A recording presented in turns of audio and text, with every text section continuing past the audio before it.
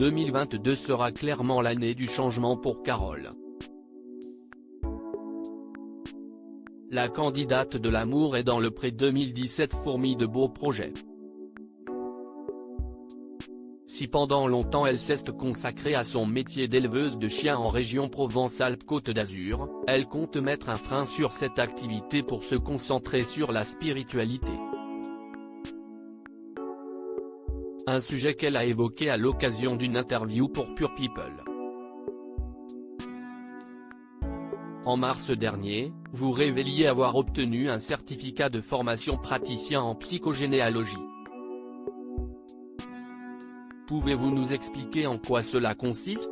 CIST pour aider les gens en parlant de leur arbre généalogique, pour trouver les traumatismes qu'ils ont par rapport à leurs ancêtres. Souvent, on traîne ce qu'on a eu d'avant, on ne sait pas pourquoi. Il y a souvent des choses qui se répètent donc, CIST pour trouver ce qu'a eu le grand-père, la grand-mère, la mère. CIST pour aider à trouver la souche.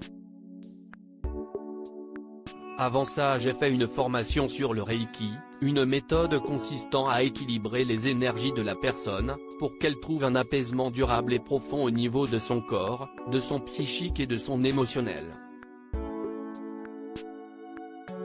Note de la rédaction, tout ce qui est énergie japonaise. CIST une formation que j'ai passée en 2 années et ça m'aide aussi pour aider les gens. J'ai aussi fait une formation sur les massages pour le corps, l'esprit et l'âme. Tout est lié. Qu'est-ce ce qui vous a donné envie de vous lancer? J'avais déjà un côté spirituel. J'ai eu mon accident de la route et j'ai vu le tunnel, je suis monté dans la lumière là-haut. J'ai vu des choses un peu spirituelles déjà. Je suis comme un fil d'Anoé d'ici. Vous révéliez également que vous comptiez vendre votre propriété, située en région PACA. Qu'en est-il aujourd'hui? J'ai mis ma maison en vente il y a à peu près 1 mois et demi, mais je ne l'ai pas encore vendue. J'ai adoré vivre ici, CIST un petit paradis. Mais je ne veux plus rester seul ici. Donc j'ai décidé de changer de vie pour vivre en Dordogne. Je connais très peu mais je suis attiré. Ça a un côté très spirituel, il y a le temple des bouddhistes à côté.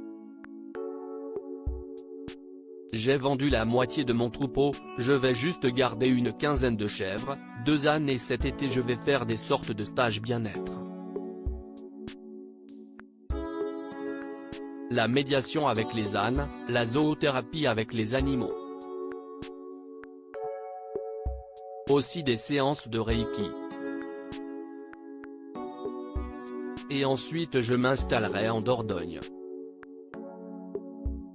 Cela veut-il dire que vous allez mettre votre métier d'éleveuse de côté? Non, je le fais toujours mais en miniature du coup. Avant je courais dans tous les sens pour rien parce que je n'arrivais pas à finir tout ce qui était spirituel. Je bossais 16 heures par jour, c'était trop. J'avais besoin d'arrêter. En aidant les gens, ça m'aide moi. Ça me donne énormément d'énergie. Mais ici il n'y a pas beaucoup de monde même si j'ai adoré y vivre, CIST pour ça que je veux déménager. En Dordogne, je veux faire une maison d'hôte et je prendrai mes 2 ânes avec moi pour la méditation si je peux. Je ferai aussi du Reiki, les massages etc.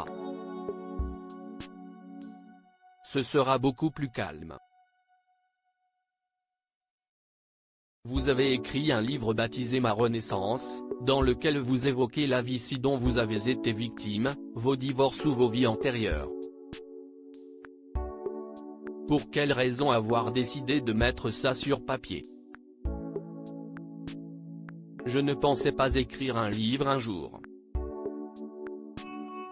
J'avais un ami qui écrivait beaucoup et il m'a conseillé de me lancer au moment où j'avais peur. J'ai mis 6 heures pour faire une page. Il m'a dit que c'était super et de continuer. C'est ce que j'ai fait et ça m'a beaucoup aidé. Maintenant j'écris beaucoup plus vite et je suis accro. Je suis en train d'écrire mon dernier livre qui s'appelle À nos amours.